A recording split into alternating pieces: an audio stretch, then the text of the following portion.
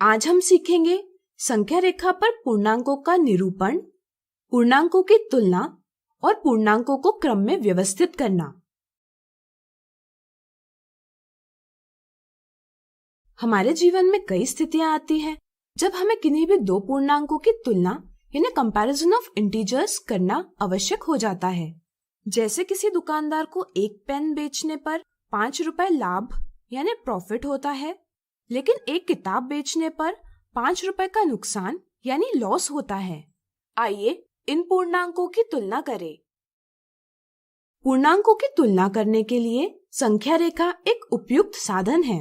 आइए पूर्णांकों की संख्या रेखा बनाएं। सबसे पहले एक रेखा खींचिए और उस पर समान अंतर पर बिंदु अंकित कीजिए। इनमें से किसी एक बिंदु को 0 से व्यक्त कीजिए। आप किसी भी बिंदु को 0 से व्यक्त कर सकते हैं। जिस बिंदु को 0 से व्यक्त किया जाता है उसके दाईं ओर 1, 2, 3 इत्यादि धनात्मक पूर्णांकों यानी पॉजिटिव इंटीजर्स को व्यक्त किया जाता है। इन्हें धन चिन्ह यानी प्लस साइन के साथ यानी कि धन 1, धन 2, धन 3 इत्यादि से व्यक्त करना भी सही है। इसी तरह 0 के बाईं ओर ऋण 1, ऋण 2, ऋण 3 इत्यादि ऋणात्मक पूर्णांकों यानी नेगेटिव इंटीजर्स को व्यक्त किया जाता है। इस प्रकार से यह बन गई पूर्णांकों की संख्या रेखा। यहाँ हम कह सकते हैं कि पूर्णांकों की संख्या रेखा पर सभी धनात्मक पूर्णांक 0 के दाईं ओर होते हैं और सभी ऋणात्मक पूर्णांक 0 के बाईं ओर। यह एक क्षैतिज संख्या रेखा यानी हॉरिजॉन्टल नंबर लाइन है। इसी प्रकार से हम ऊर्ध्वाधर संख्या रेखा यानी वर्टिकल नंबर लाइन भी बना सकते हैं।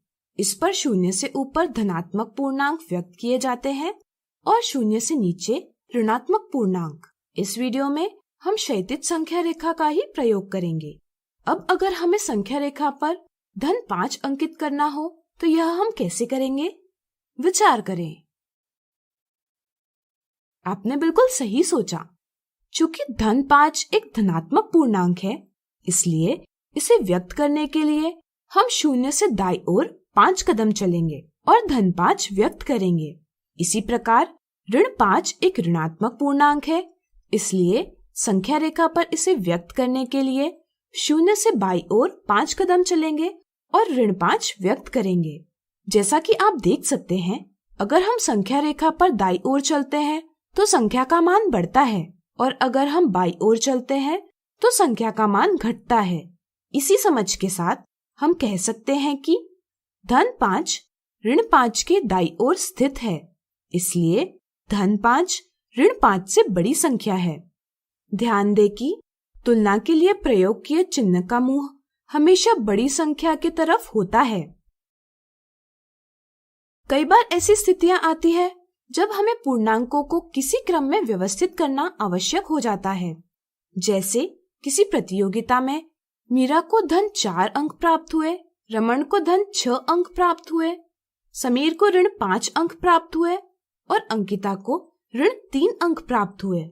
अगर हमें पता करना है सबसे ज्यादा या सबसे कम अंक किसे प्राप्त हुए, तो इसके लिए हमें चारों के अंकों को किसी क्रम में व्यवस्थित करना होगा।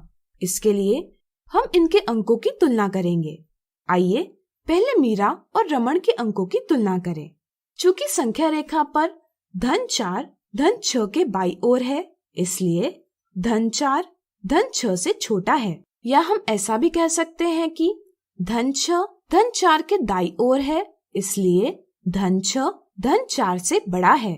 इसी तरह आइए समीर और अंकिता के अंकों की तुलना करें। ऋण 5 ऋण 3 के बाईं ओर है, इसलिए ऋण 5 ऋण 3 से छोटा है। या हम कह सकते हैं ऋण 3 ऋण 5 के दाईं तरफ है, इसलिए ऋण 3 ऋण 5 से बड़ा है। अब हम धन 4 और ऋण 3 की तुलना करेंगे। चूंकि धनात्मक पूर्णांकों का मान ऋणात्मक पूर्णांकों के मान से बड़ा होता है, इसलिए धन 4 ऋण 3 से बड़ा है। इसी के साथ हम दी संख्याओं को अवरोही क्रम यानी डिसेंडिंग ऑर्डर में इस प्रकार व्यवस्थित कर सकते हैं या आरोही क्रम यानी असेंडिंग ऑर्डर में इस प्रकार व्यवस्थित कर सकते हैं। इसी के साथ यह बता पाना आसान है कि सबसे ज्यादा अंक रमन को और सबसे कम अंक समीर को प्राप्त हुए हैं। इस तरह से आज हमने सीखा संख्या रेखा पर पूर्णांकों का निरूपण, पूर्णांकों की तुलना और पूर्णांकों को क्रम में व्यवस्थित करना।